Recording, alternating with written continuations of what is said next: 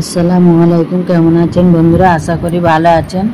আজ আমি একটি নতুন রেসিপি নিয়ে আসছি। আজ আমি কাঁঠাল বীজের কাটলেট বানিয়ে দেখাবো। তার জন্য দেখুন কাঁঠাল বীজ নিয়েছি, এবার এটা সেদ্ধ করতে দেবো। আর 3 পিস মুরগির মাংস নিয়েছি, বীজ আর মাংস একসাথে সেদ্ধ করে নিয়েছি। গ্যাস দিয়ে কুকারে বসিয়ে সেদ্ধ করেছি। আপনারা চাইলে যে কোনো পাত্রে সেদ্ধটা করে নিতে পারেন। দেখুন ম্যাশ করে নিয়েছি, এইভাবে ঝুরঝুরে ভাবে হবে।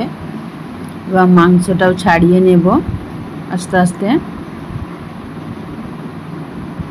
দেখুন, আর বীজগুলো একটু গরম থাকতে থাকতে করতে হবে, নইলে এটা ভালো হবে না, শক্ত হয়ে যাবে। এবার পেঁয়াজ কুচি দিয়ে দেব, লঙ্কার গুঁড়ো, আপনারা চাইলে কাঁচা লঙ্কাও দিতে পারেন, নুন স্বাদ মতো, হলুদ গুঁড়ো, আদা রসুন বাটা, ধনের গুঁড়ো আর জিরের গুঁড়ো দিয়ে এটা ভালো করে মাখিয়ে নেব। এবার এটাতে আমি কিছু মুড়ি গুঁড়ো করে নিয়েছি, সেটা আর দেখানো হয় না, স্কিপ করে গেছি। এটা মুড়ি গুঁড়ো দিয়ে দেব, দিয়ে এটা আবারও ভালো করে ম্যাশ করে নেব। এবার একটি ডিম দিয়ে দেবো। দেখুন একটি ডিম দিয়েছি, দিয়ে এভাবে মাখিয়ে কাটলেটের আকারে শেপ দিয়ে নেব। আপনারা নিজেদের পছন্দ অনুযায়ী শেপটা দিতে পারেন, কোনো অসুবিধা নেই। হাতের দিকে দেখলেই বুঝতে পারবেন আমি কিভাবে শেপটা দিচ্ছি। আপনারা অন্য শেপও দিতে পারেন। দেখুন আমি আর একটা তৈরি করে দেখাচ্ছি আপনাদের। এই পর্যন্ত ভালো লাগে বন্ধুরা একটি লাইক, কমেন্ট ও শেয়ার করে দিবেন। যারা আমার চ্যানেলটি সাবস্ক্রাইব করেননি করে দিবেন, পাশে থাকা বেল আইকনটি ক্লিক করে দিবেন, যাতে করে কোনো ভিডিও আপলোড করার সাথে সাথে আপনাদের কাছে নোটিফিকেশনটা পৌঁছে যায়। দেখুন আমি আর একটা তৈরি করে দেখিয়ে দিলাম। এইভাবে সবগুলো তৈরি করে আমি ফিরে আসছি।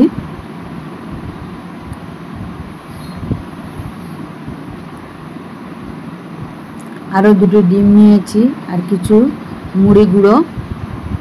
এবার এটা ডিমটা আমি ফেটিয়ে নিয়েছি, ওটাতে কোট করে নেব, ডিমে চুবিয়ে আর মুড়ি গুঁড়োতে দিয়ে কোটটা করে নেব। দেখুন এইভাবে ভালোভাবে কোট করে নিতে হবে। আমি একটা কোট করছি, আপনারা চাইলে ডবল কোটও করতে পারেন। দেখুন আর একটা দেখিয়ে দিচ্ছি।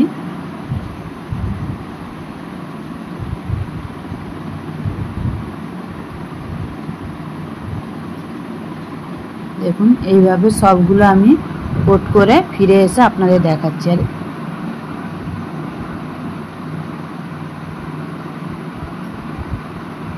দেখুন সবগুলো আমার হয়ে গেছে।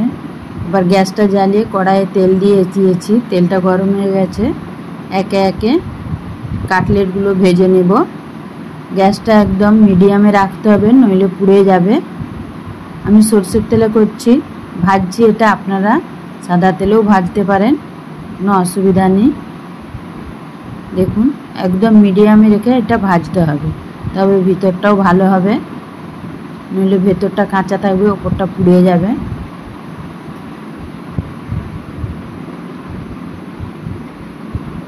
দেখুন সবগুলো আমার ভাজা হয়ে গেছে। আমি এবার আপনাদের সার্ভ করে দেখাচ্ছি।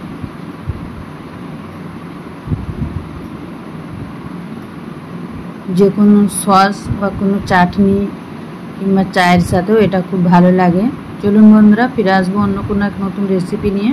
ততক্ষণ ভালো থাকবেন, সুস্থ থাকবেন।